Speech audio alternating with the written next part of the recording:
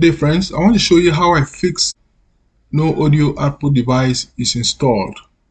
So you notice this if you're using Windows 10 machine, sometimes you see the sound icon appears disabled like shown here, and you will receive that message, no audio output device is installed. So what I did was to go to device manager, right click, then under system services I came down to Intel Smart Sound Technology, right click this and update the driver. Once I did that, then I got my audio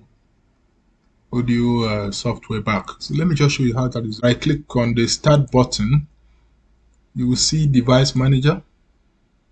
So then you go down to system devices, then you look for Intel Smart Sound Technology. Just right click here and update this device if you are online, and that will be installed, and of course your sound will be restored. That's how to fix that problem. I hope this will be useful to you. Thank you.